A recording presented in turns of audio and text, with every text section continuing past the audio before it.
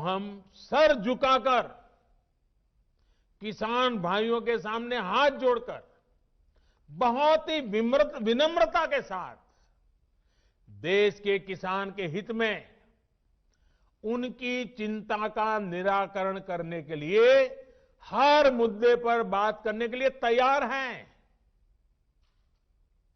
देश का किसान, देश के किसानों का हित हमारे लिए सर्वोच्च प्राथमिकताओं में से एक है।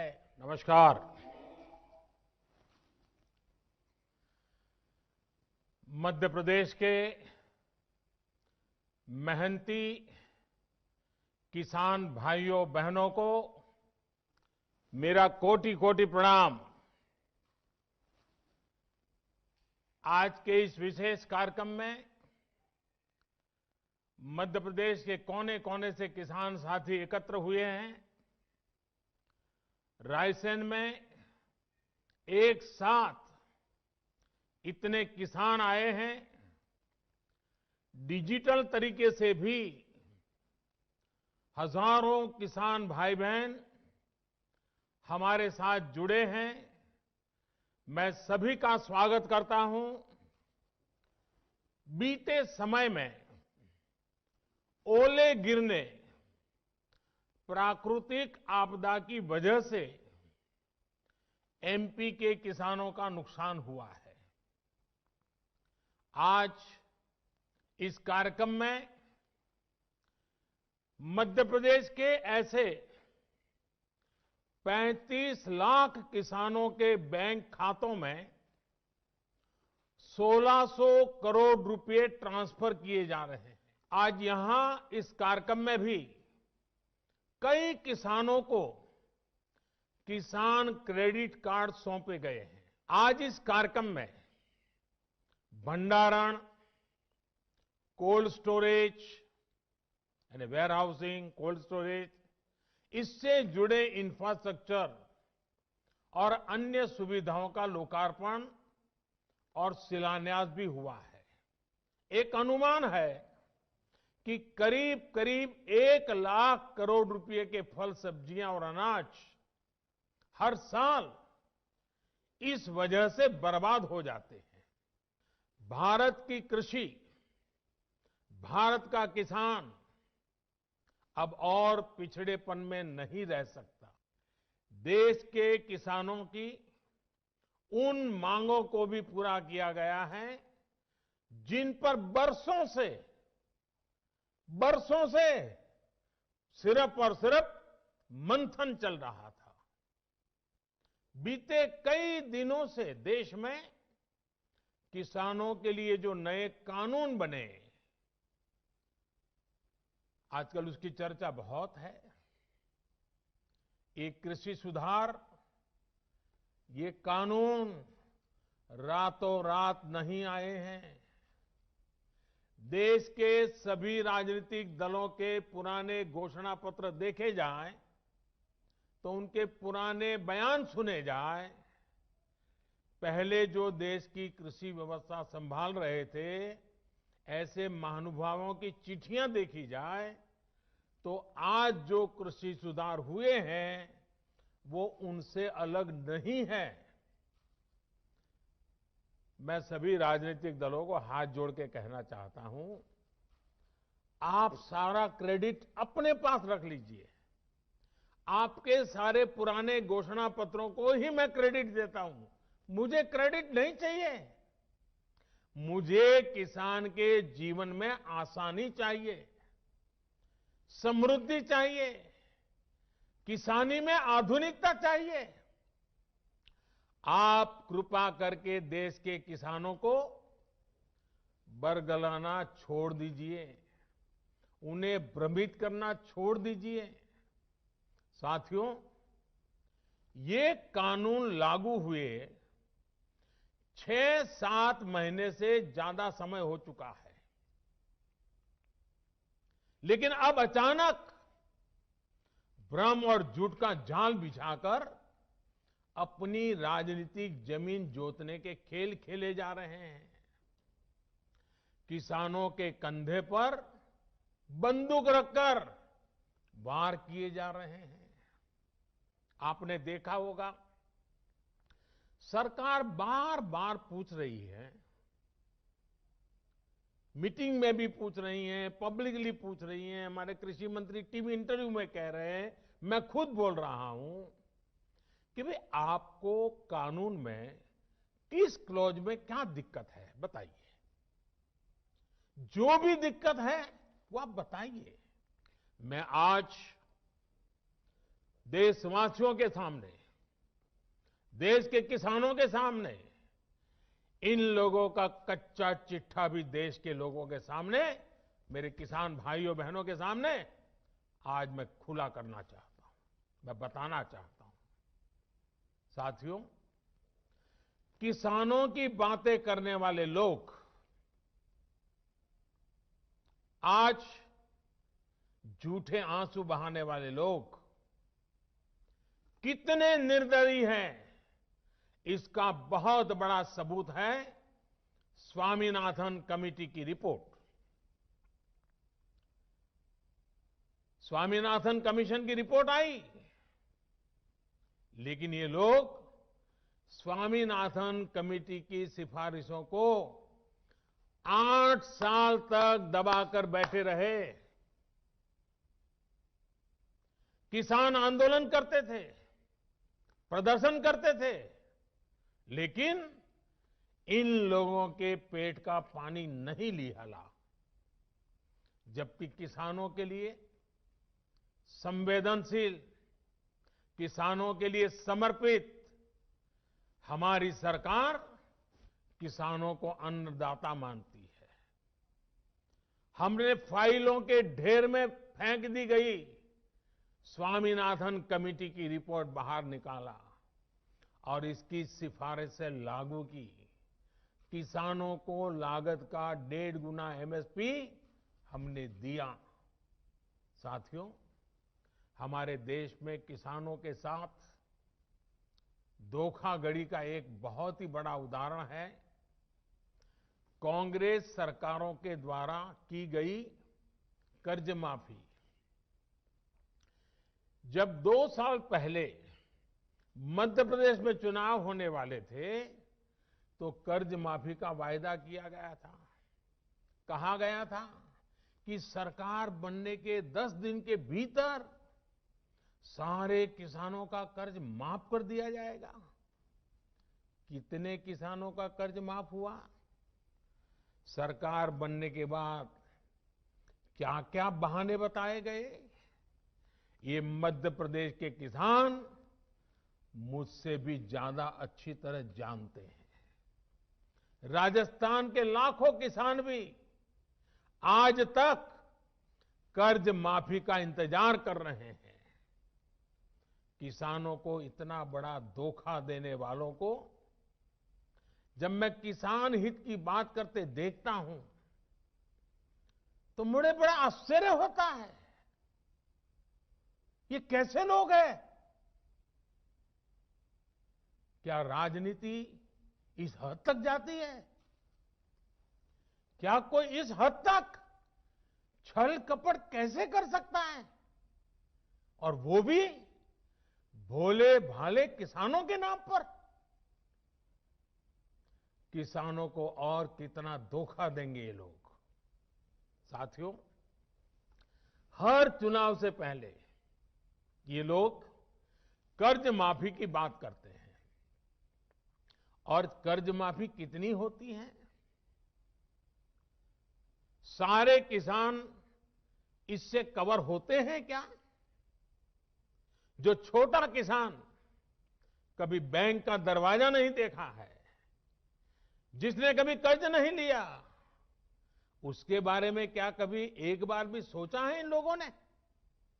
और नया पुराना हर अनुभव ये बताता है कि जितनी ये घोषणा करते हैं, उतनी कर्ज माफी कभी नहीं करते। जितने पैसे ये भेजने की बात कर रहे हैं, उतने पैसे किसानों तक कभी पहुंचते ही नहीं है। किसान सोचता था कि अब तो पूरा कर्ज माफ होगा, और बदले में उसे मिलता था बैंकों का नोटिस और गिरफ्तारी का वारंट।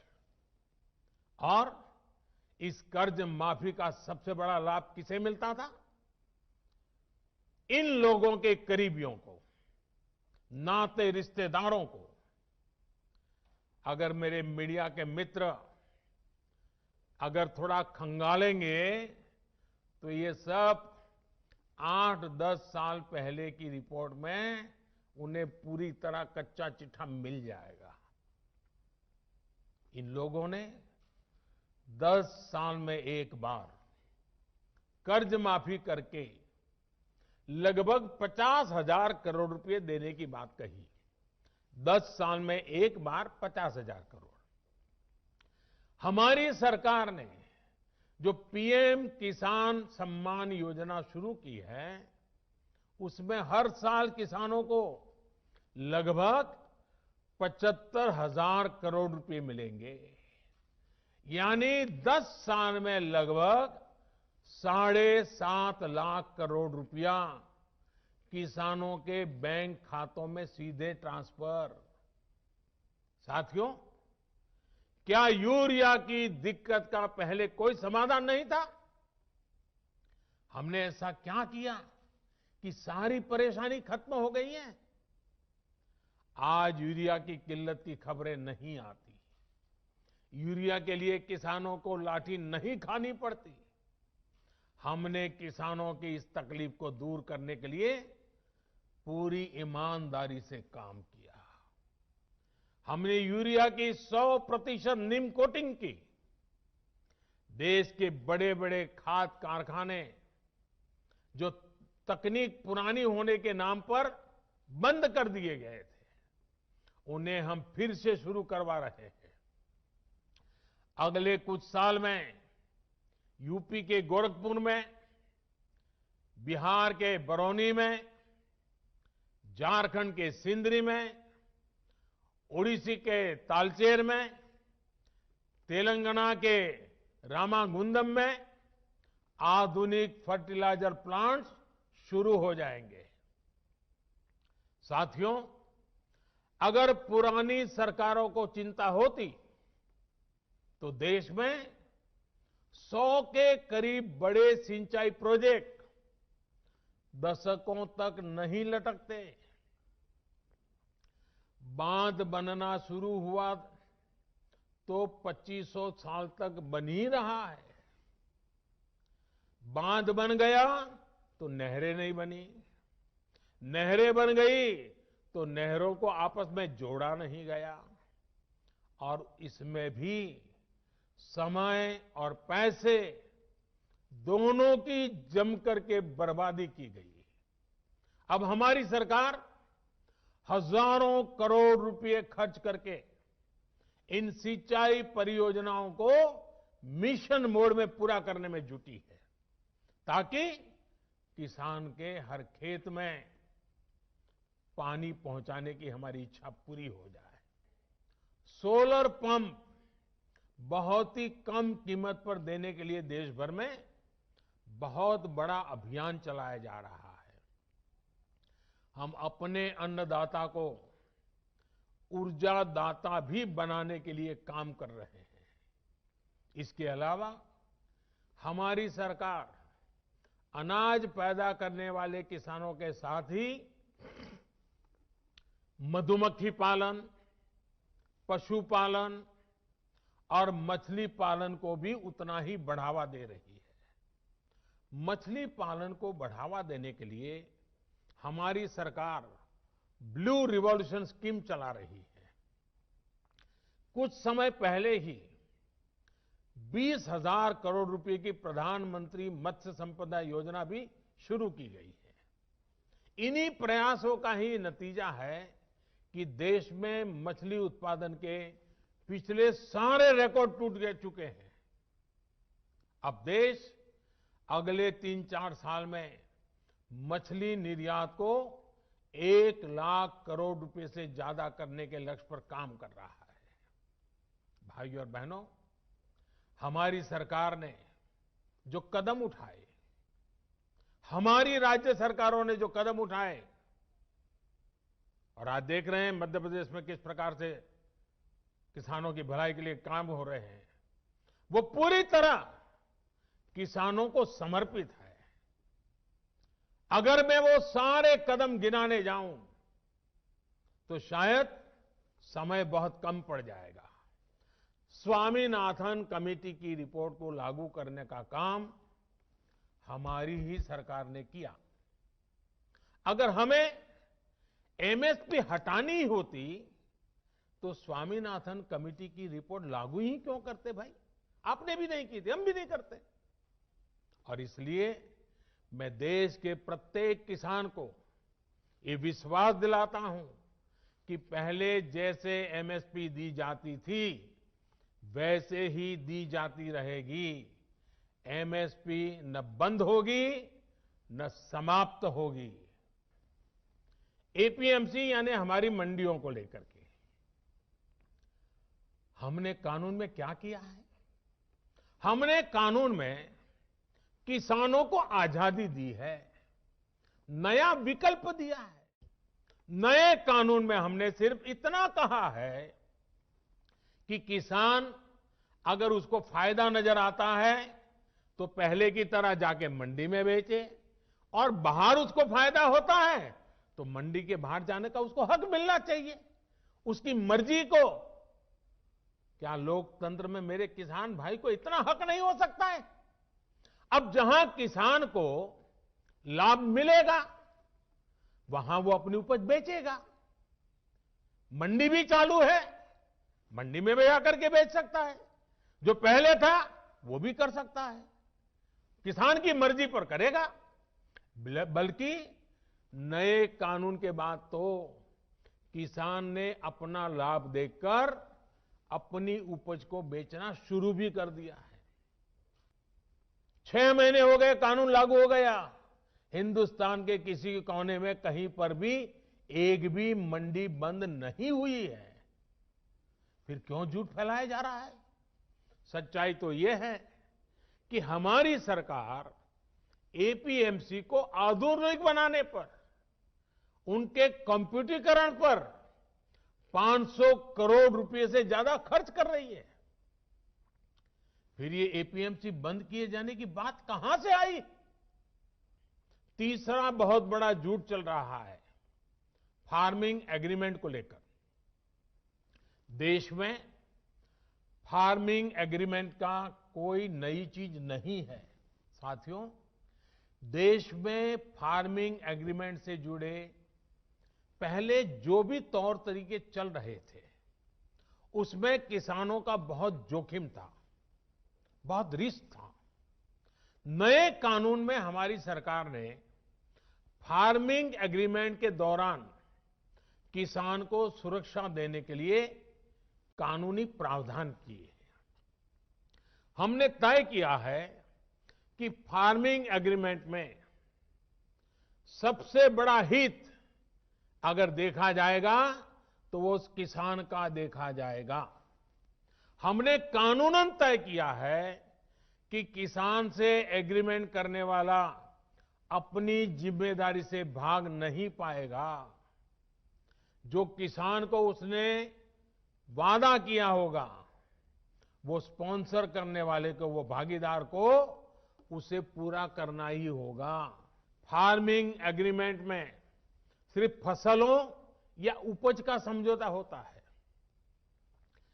जमीन किसान के ही पास रहती है।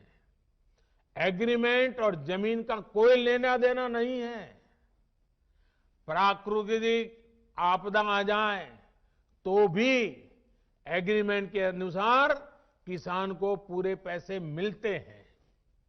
नए कानूनों के अनुसार अगर अचानक, यानी जो एग्रीमेंट तय हुआ है लेकिन जो स्पॉन्सरर है, जो भागीदार है, जो पूंजी लगा रहा है, और अचानक मुनाफा बढ़ गया, और किसान के कॉन्ट्रैक्ट में तो कम पैसा है लेकिन मुनाफा बढ़ गया, तो इस कानून में ऐसा प्रावधान है कि जो बढ़ा हुआ मुनाफा है किसान को उसमें से भी कुछ हिस्सा देना पड़ेगा। जिन किसानों में अभी थोड़ी सी भी आशंका बची है, उनसे मैं फिर से कहूंगा कि आप एक बार फिर सोचिए। जो हुआ ही नहीं है, जो होने वाला ही नहीं है, उसका भ्रम और डर फैलाने वाली जमात से आप सतर्क रहिए। ऐसे लोगों को मेरे किसान भाइयों बहनों पहचानिए। इन लोगों ने हमेशा किसानों से धोखा दिया है, उनको धोखा दिया है, उनका इस्तेमाल किया है और आज भी यही कर रहे हैं। मेरी इस बातों को, इसके बाद भी, सरकार के इन प्रयासों के बाद भी अगर किसी को कोई आशंका है तो हम सर झुकाकर किसान भाइयों के सामने हाथ जोड़कर बहुत ही विनम्रता के साथ देश के किसान के हित में उनकी चिंता का निराकरण करने के लिए हर मुद्दे पर बात करने के लिए तैयार हैं। देश का किसान, देश के किसानों का हित हमारे लिए सर्वोच्च प्राथमिकताओं में से एक है। अभी 25 दिसंबर को श्रद्धेय अटल जी की जन्म जयंती पर एक बार फिर मैं इस विषय पर देश भर के किसानों के साथ विस्तार से बात करने वाला हूं। उस दिन पीएम किसान सम्मान निधि की एक और किस्त करोड़ों किसानों के बैंक खातों में एक साथ ट्रांसफर की जाएगी। हमसे जुड़े रहने के लिए सब्सक्राइब करें यूट्यूब पर, फॉलो करें ट्विटर और इंस्टाग्राम पर, लाइक करें फेसबुक पर और ज्यादा जानकारी के लिए नेशनल खबर की वेबसाइट पर जाएं। आपको टाइप करना होगा सिर्फ नेशनल खबर।